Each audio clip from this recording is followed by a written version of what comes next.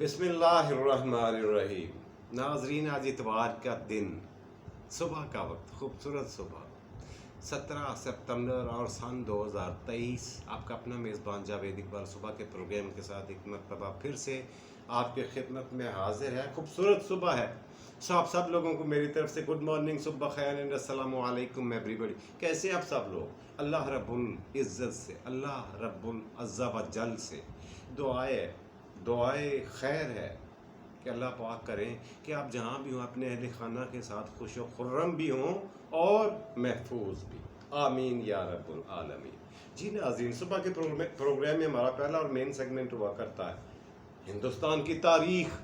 और हिंदुस्तान की तारीख सैर करते करते हम लोगों ने 19वीं सदी को वस्त से भी क्रॉस कर गए हैं, सेंटर से भी आगे निकल गए। आज बात होगी 1856 से 1858 तक, सिर्फ 2 साल की। इतना बड़ा वाकया वकूआ हिंदुस्तान की तारीख में हुआ इन 2 सालों में कि शायद सदियों में ना हुआ होगा।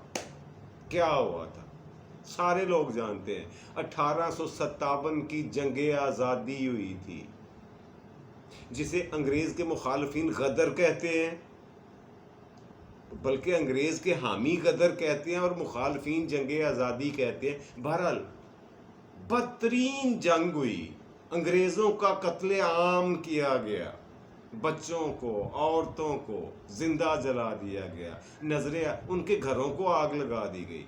मगर कब, क्यों, कैसे और इसकी वजूहात क्या थी, यही आपके खिदमत में आज मैंने पेश करना है। मगर इससे पहले ये अर्ज़ करता चलूँ कि ये वो दौर था जब 1856 में ताजे बरतानिया की तरफ से 14वें और आखिरी गवर्नर जनरल हिंदुस्तान में तशरीफ़ ला चुके थे, विराजमान हुए। उनका नाम था लॉर्ड कैनिंग। मैं आपको लिख के दिखा देता हूं उनका नाम, लॉर्ड कैनिंग। ये आखिरी गवर्नर जनरल थे।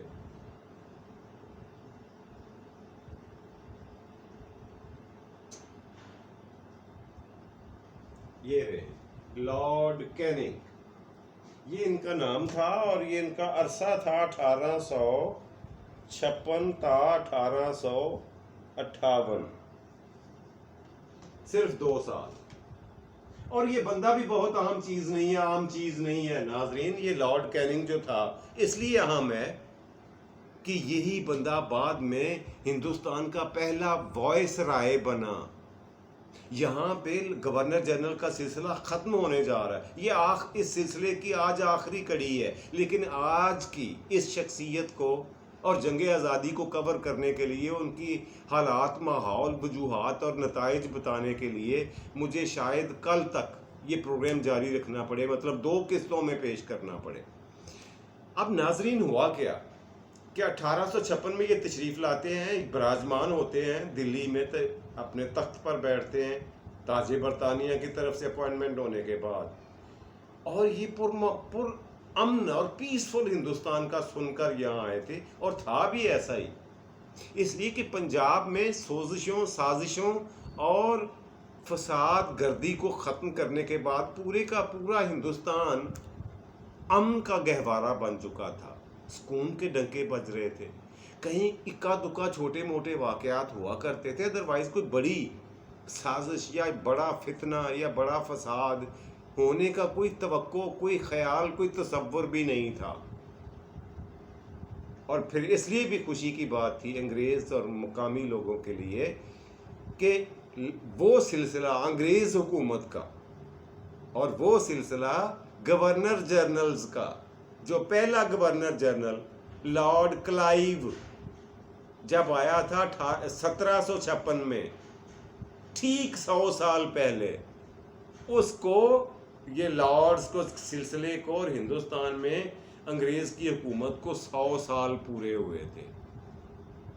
14वां गवर्नर जनरल लॉर्ड कैनिंग बैठा हुआ था यहाँ पे। फिर यक ये हुआ नाजरीन, अभी आए हुए लॉर्ड कैनिंग को ज़्यादा दिन नहीं हुए थे, कुछ ही महीने गुजरे, अरसा गुजरा, तो सबसे पहले जो फसाद की बदबू आई, गद्दारी की, बगावत की बू आई, वो भी एक अजूबा اچانک اور نہ ماننے والی چیز، سمجھ میں نہ آنے والی چیز، اور پھر جہاں سے اٹھی وہ ناقابل فہم چیز، یہ بنگال تھا۔ بنگال ہمیشہ سے پرامن لوگوں کا ملک ہوا کرتا تھا، پچھلے 100 سال سے وہاں پہ پیسفل لوگ صلح جو، امن پسند اور بھائی چارے کو فروغ دے کر بیٹھے ہوئے تھے۔ وہاں پہ تو انگریز کی فوج بھی بہت کم تعداد میں تعینات تھی، اس لیے کہ وہاں ضرورت نہیں تھی، وہاں کوئی خدشہ، کوئی خطرہ نہیں تھا فسادات کا۔ اور پھر دوسرا ترہ امتیاز یہ ہوا کہ پنجاب کی چپکلش ختم کرنے کے بعد بہت ساری انگریز فوج کو مختلف ملکوں سے ہٹا کر پنجاب میں تعینات کرنا پڑا، اور یوں بنگال میں انگریز فوجوں کی موجودگی نہ ہونے کے برابر رہ گئی۔ وہاں پہ صرف مقامی جو سپاہی تھے، جو انگریز فوج میں بھرتی ہوئے تھے، وہ رہ گئے، باقی فوجیں چلی گئیں اپنے اپنے کام پہ، اس لیے کہ وہاں پہ کوئی خدشہ، خطرہ یا کوئی توقع نہیں تھی کسی فساد کی، کسی بغاوت کی۔ لیکن ایسا ہوا، اور ہوا کب؟ جب یہ لارڈ کیننگ 1856 میں دلی میں آ کر اپنے ہیڈ کوارٹر میں بیٹھ گئے۔ اس کے بعد سب سے پہلا واقعہ یہ ہوا کہ جب یہ غداری کہہ لیں، غدر کہہ لیں یا جنگ آزادی کہہ لیں شروع ہوئی، اور وہ بھی کہاں سے؟ بنگال سے۔ اصل میں ہوا کیا تھا؟ پہلی وجہ میں آپ کو بتاتا ہوں، غدر کی یا جنگ آزادی کے شروع ہونے کی یا بغاوت کی۔ انگریز نے پہلی مرتبہ، میں نے آپ کو پچھلی قسط میں بتایا تھا تفصیل کے ساتھ، کہ ہندوستان میں ریل کا، ٹیلی گراف یعنی تار کا، ہسپتالوں کا، مدرسوں کا سلسلہ پہلی دفعہ شروع کیا تھا۔ 4 چیزیں مین: مدرسے، ہسپتال، ریلوے ٹریک اور گاڑیاں، مال گاڑیاں، اور نمبر 4 کیا؟ ٹیلی گراف تار۔ اب مختلف لوگوں کے، مختلف طبقوں نے ان چیزوں کو مختلف نظروں سے دیکھنا شروع کر دیا، اور بہتوں نے یہ تصور کر لیا، کنسیو کر لیا کہ یہ ہندوستان اور ہندوستانیوں کے خلاف انگریز کی بہت بڑی سازش ہے۔ یہ سب کچھ جو کر رہے ہیں یہ تو ہمیں گھیرنے کے لیے، اور اتنی توہمات، اتنی توہم پرستیاں سامنے آئیں کہ ٹرین کے بارے میں کیا کہا جانے لگا، ریل کے بارے میں، کہ یار یہ جو پٹری انہوں نے بنائی ہے، ٹریک بنایا ہے، اور ساتھ ساتھ بجلی کی تاریں بھی ہیں، یہ تو زمین کو ایک طرح سے انہوں نے قید کر دیا ہے، جکڑ دی ہے۔ یہ کوئی جادو ٹونے کا کام ہے، شیطانی فعل ہے، انسانوں کا کام نہیں ہے جو یہ کر رہے ہیں۔ ایک تصور یہ وجہ بنا۔ یہ وہ بیک گراؤنڈ آپ کو بتانے جا رہا ہوں کہ جنگ آزادی کی وجوہات کیا بنی، وہ 1 درجن سے زائد ہیں، لیکن میں آپ کو موٹی موٹی چیزیں آپ کی خدمت میں پیش کرنا چاہ رہا ہوں۔ اس سے اگلی وجہ یہ ہوئی کہ جب انہوں نے ٹرینوں کو بغیر انجن کے چلتے دیکھا ہندوستانیوں نے، تو فوری طور پر سمجھ گئے کہ بغیر بیل کے اتنی بڑی ٹرین کا چلنا یہ کسی شیطانی طاقت کا ہی کام ہو سکتا ہے، اور یہ یقیناً ہمارے ہندوستان کو، ہمارے ہندوستانیوں کو، ہمارے مذاہب کو نقصان پہنچانے کے لیے ہو۔ یہ تھا جی وہ تصور، کانسیپٹ، جو بہت بڑی بنیادی وجہ بنی جنگ آزادی کی، بغاوت کی، انگریزوں کے خلاف اٹھ کھڑا ہونے کی۔ اس سے اگلی وجہ کیا بنی وہ میں آپ کی خدمت میں پیش کرتا ہوں۔ جب تار کا سلسلہ شروع ہوا، ٹیلی گراف کا، اور لوگوں نے یہ سنا کہ ایک خبر کوسوں میل دور بیٹھے ہوئے دوسرے بندے تک 2 منٹ میں پہنچ جاتی ہے، کیا یہ شیطانی فعل نہیں ہے؟ یہ تو ابلیسی فعل ہے، یہ تو ہمارے مقامی مذاہب پر حملہ ہے۔ یہ لوگ ہمیں عیسائی بنانا چاہتے ہیں، یہ ہمیں مختلف طریقوں، ہیلوں بہانوں اور مختلف انداز سے اکٹھا کر کے ایک جگہ ہمیں ہمارا مذہب بدلوانا چاہتے ہیں ہم سے۔ یہ کانسیپٹ، یہ تصور زور پکڑتا گیا لوگوں میں، اور پھر اس سے بھی اگلی وجہ، اب آپ گنتی آپ خود ہی کرتے جائیں۔ اور دوسری وجہ یہ ہوئی کہ جو مدرسے قائم ہوئے تھے یا جو اسکول تھے، انگریز نے وہاں پہ انگریزی کو لازمی قرار دے دیا پڑھنے لکھنے کے لیے. اس لیے لازمی قرار دیا تاکہ لوگ پڑھنے لکھنے کے بعد سول سروس میں اپنا حصہ لے سکیں. جتنے آفیسر بھرتی ہو رہے تھے وہ سارے کے سارے انگلینڈ سے آ رہے تھے. مقامی لوگوں کو کوئی بھرتی اس لیے نہیں کر رہا تھا کہ دفتری آفیشل زبان جو تھی وہ انگریزی تھی، اور ہندوستانیوں کو اس زبان سے نفرت تھی یہ کہہ کر کہ یہ عیسائیوں کی زبان ہے. انگریز نے انگریزی زبان کو لازمی سبجیکٹ کے طور پر اسکولوں اور مدرسوں میں پڑھانے کا فرمان جاری کیا، تو یہ اور بھی پختہ ہو گیا تصور کہ لو جی یہ ہمیں عیسائی بنانے پر تل گئے ہیں. ہندوستان اور ہندوستانیوں جو لوکل آبادی تھی ان کے ذہنوں میں یہ پختہ ہونے لگ گیا یہ تصور کہ ہمیں ہمارے مذہب سے، ہمارے کلچر سے دور لے جانے کی ایک گھناؤنی سازش ہے اور کچھ بھی نہیں. چلو جی اس سے بھی 2 قدم آگے بڑھے تو پھر کچھ شریر لوگ بھی تو ہوتے ہیں بیچ میں جنہیں یہ موقع مل گیا، جو فساد کو پسند کرتے ہیں، لڑائیوں کو، جنگ و جدل کو. انہوں نے اس توہم پرستی کو اس طرح سے ابھارا، اجالا کیا، ملک کے کونے کونے تک پہنچایا کہ تمام ہندوستانی ایک نقطے پر اکٹھے ہو گئے اور یہ طے کر لیا کہ یہ انگریز مکمل طور پر ہمارے اوپر، ہمارے مذاہب کے اوپر قبضہ کر کے ہمیں عیسائیت کی طرف لے جانا چاہتے ہیں. ہمارا ثقافت، کلچر، ایون ہمارے مذاہب بھی چھڑوانا چاہتے ہیں. اگر ہم نے ان پر عمل درآمد کیا اس کی ہدایات پر تو ہمارے مذہب نشٹ ہو جائیں گے، ختم ہو جائیں گے. یہ تو ہمیں اس طرف لے کر کے جا رہا ہے. اس سے بھی 2 قدم آگے بڑھے جی. جو آگ اٹھی تھی بنگال سے، اس نے اپنے ساتھ والی ایک بہت بڑی ریاست جس کا نام تھا اودھ، اس نام سے سبھی جانتے ہیں، میں پچھلے بتا چکا ہوں پچھلی قسطوں میں اس ریاست کے بارے میں، اس ملک کے بارے میں.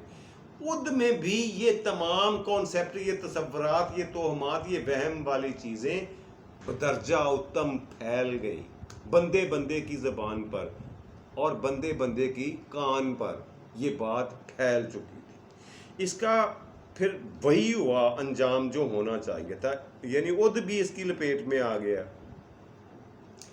اس سے اگلی وجہ کیا بنی؟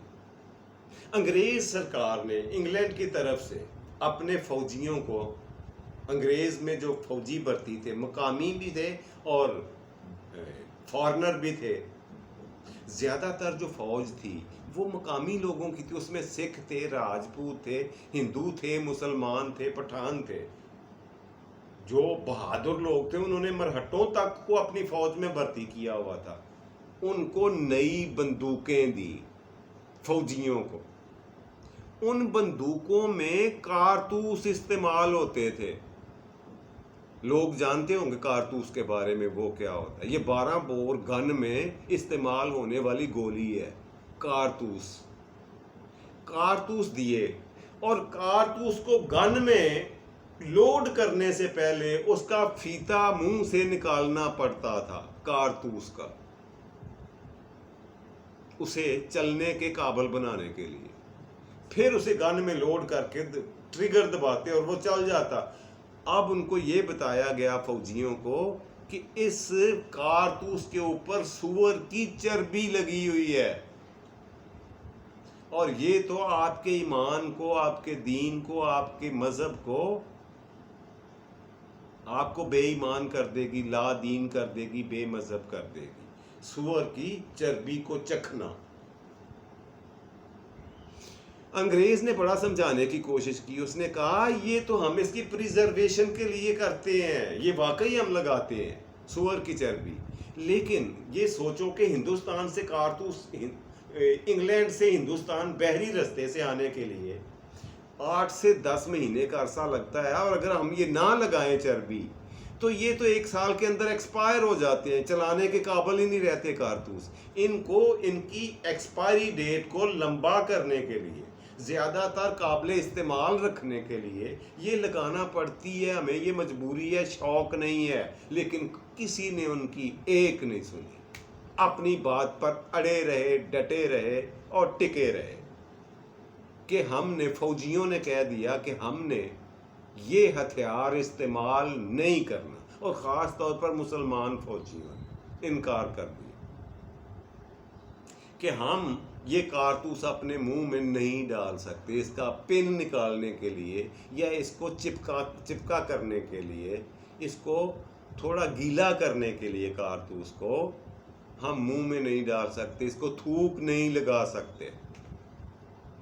انہوں نے انکار کر دیا۔ اب ان کی دیکھا دیکھی دوسرے فوجیوں نے بھی ان کا ساتھ دینا شروع کر دیا، کیونکہ سارے ایک دوسرے کے ہم وطن تھے، مذاہب مختلف تھے مگر قومیت تو ایک تھی، قوم تو ہندوستانی تھے۔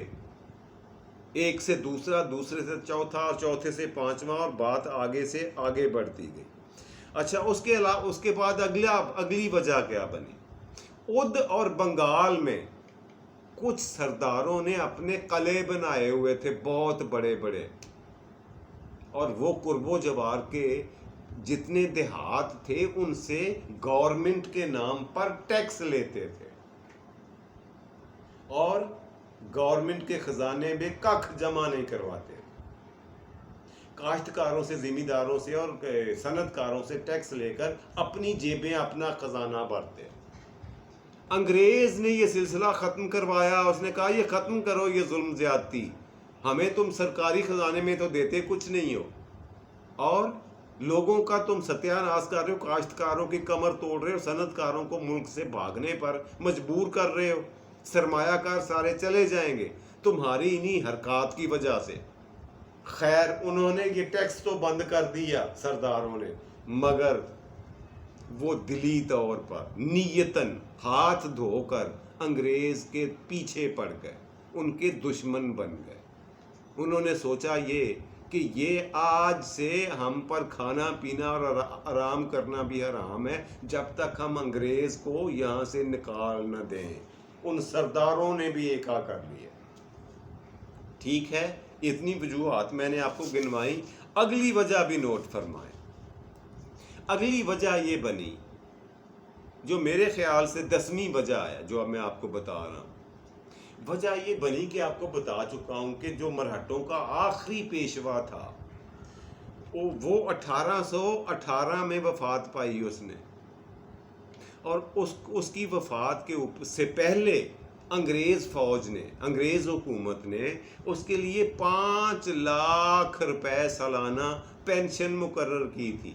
مرہٹوں کا آخری پیشوا تھا، اس کا نام تھا باجی راؤ، بہت مشہور زمانہ پیشوا مرہٹوں کا، باجی راؤ۔ اچھا، یہ بے اولاد تھا، اس کی اولاد کوئی نہیں تھی، اس نے ایک لڑکا لے کے کسی سے پالا ہوا تھا، یعنی اڈاپٹڈ سن تھا اس کا، لے پالک بیٹا۔ جب یہ مرا ہے، وفات پائی ہے اس نے، باجی راؤ نے، تو اس نے 5 کروڑ روپے کی خطیر رقم اپنے اس ستیلے بیٹے کو، منہ بولے بیٹے کو تحفے کے طور پر دے دی۔ اس کے وفات کے بعد وہ لڑکا جس کا نام تھا نانا صاحب راؤ، اس کا نام تھا لڑکے کا نانا صاحب راؤ، اس کو 5 کروڑ مل گیا، اس کا پیٹ نہیں بھرا۔ اس کو پتہ نہیں تھا کہ اس سے پوری ایک ریاست خریدی جا سکتی ہے، اتنا پیسہ ہے۔ اس نے کہا جی نہیں، میرے لیے یہ قابل قبول نہیں ہے، میرا پیٹ بہت بڑا ہے، یہ رقم بہت چھوٹی ہے، ہم آپ انگریز کے ساتھ صرف اسی صورت میں ہوں گے کہ میرے باپ کی پینشن اسی طرح سے جاری رکھی جائے جس طرح ان کی زندگی میں تھی۔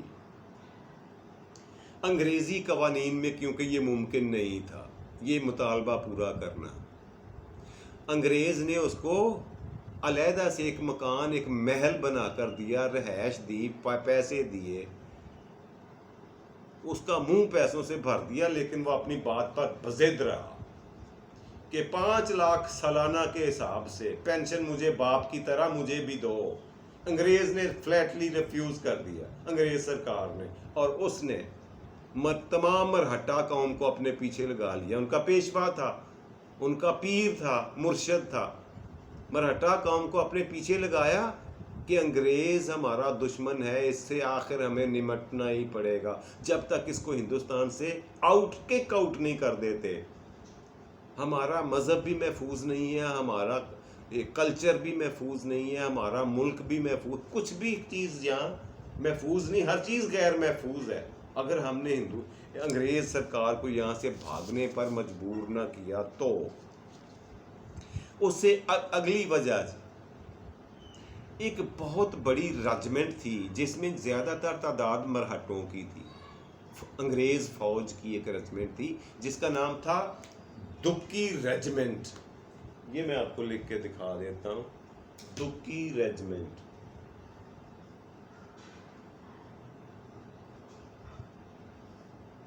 یہ ریجمنٹ آپ سمجھتے ہیں فوج کا ایک ٹکڑا ہوتا ہے، فوج کا ایک دستہ ہوتا ہے. دکی ریجمنٹ، اس میں زیادہ تر جو تعداد تھی وہ مرہٹوں کی تھی.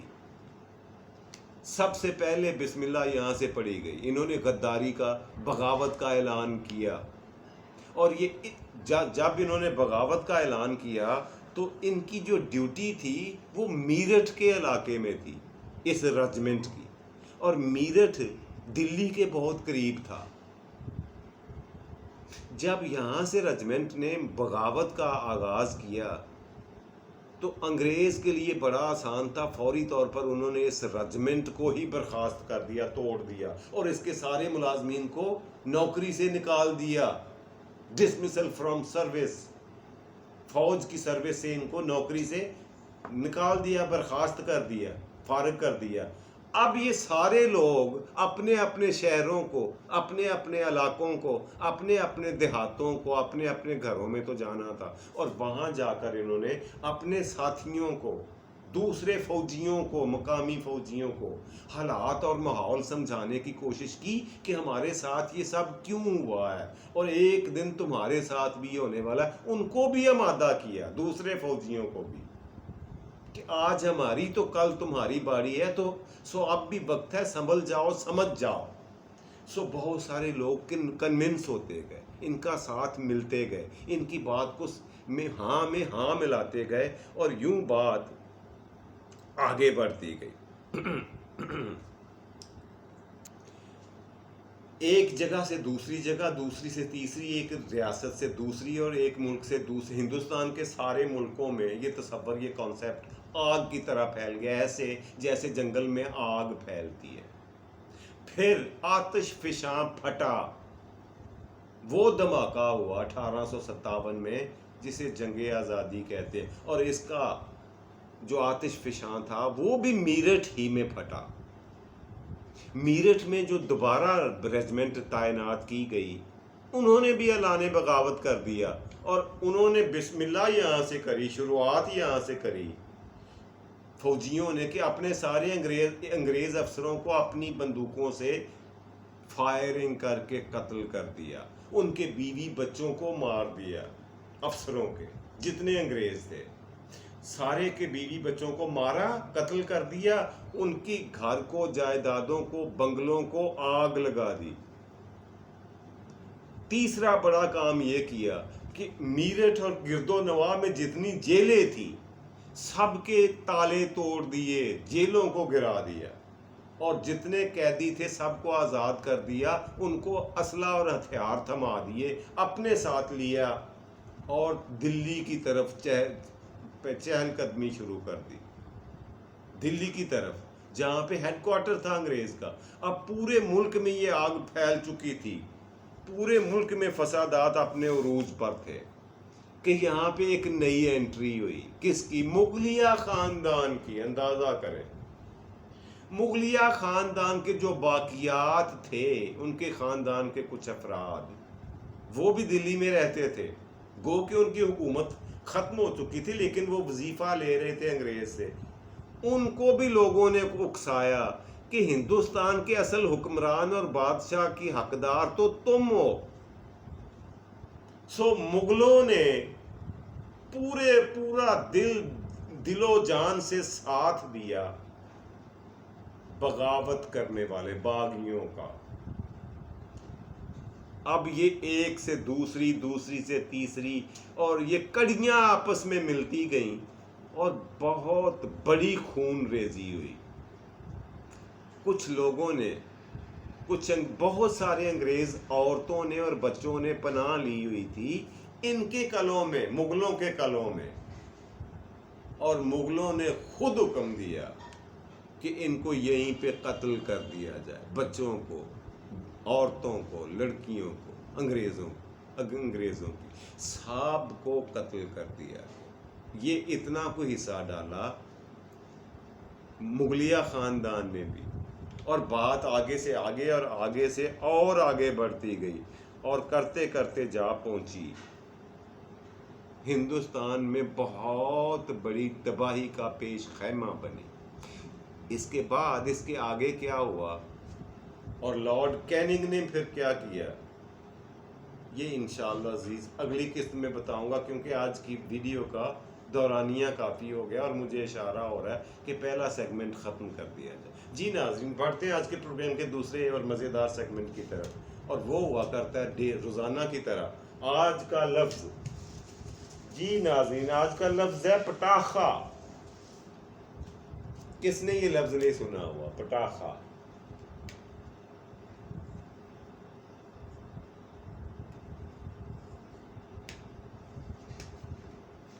پٹاخہ یہ خالصتاً ہندی کا یعنی اردو کا لفظ ہے. سنسکرت سے ہندی اور ہندی سے اردو میں آیا پٹاخہ. کیا مطلب لیتے ہیں آپ اس؟ جب کسی شخص کے بارے میں یہ کہا جائے کہ یار وہ تو بڑا پٹاخہ ہے، مطلب یہ ہوتا ہے کہ وہ خوبصورت ہے، چاہے وہ لڑکا ہے یا لڑکی ہے. بڑا پٹاخہ لڑکا ہے یار، مطلب بہت خوبصورت لڑکا. اصل میں ایسا نہیں تھا، یہ ہم نے مطلب اس کا خود بنایا ہے. جب یہ لفظ ایجاد ہوا تھا اس کا مطلب ہے وہ شخص، عورت ہو یا مرد ہو، جو موقع بے موقع اچانک سے بولنا شروع کر دے بلا وجہ، اسے کہا جاتا تھا کہ یہ پٹاخہ ہے. اور ہم نے اس کا جمال، اس کا مطلب خوبصورتی اور جمال لے لیا ہوا ہے. امید ہے آج کا لفظ آپ کو پسند آیا ہوگا اور آپ کو اچھا بھی لگا ہوگا، اور فیڈ بیک سے آگاہ کرتے رہا کریں تاکہ مجھے پتہ چل سکے کہ آپ کتنا غور سے سنتے ہیں بات کو. جی ناظرین، بڑھتے ہیں آج کے پروگرام کے تیسرے آخری مزیدار سیگمنٹ کی طرف، اور وہ روزانہ کی طرح ہوتا ہے آج کی بات. آج کی بات یہ ایسا ہی کہ اپنی اچھائی کو دوسروں پر ثابت کرنے کی کوشش کبھی نہ کریں. نہ اچھائی کو، سچائی کو دوسروں کے اوپر ثابت کرنے کی کوشش نہ کیا کریں، اس لیے کہ حق، سچ اور اچھائی جو ہوتی ہے نا، یہ تو ہوتی ہی غالب آنے کے لیے. یہ قانون قدرت ہے، یہ بدل نہیں سکتا. ایک نہ ایک دن وہ اچھائی، وہ حق، وہ سچ خود ہی سامنے آ جاتا ہے اور تمام لوگوں پر آشکار ہو جاتا ہے، سب کو پتہ چل جاتا ہے. یہ تھا جی آج کا پروگرام. اس کے ساتھ ہی اپنے میزبان جاوید اقبال کو دیجیے اجازت. خوش رہیں، خوش رکھیں، خوشیاں بانٹیں اور خوشیاں سمیٹیں. اپنا اور اپنے پیاروں کا رکھیے گا ڈھیر سارا خیال.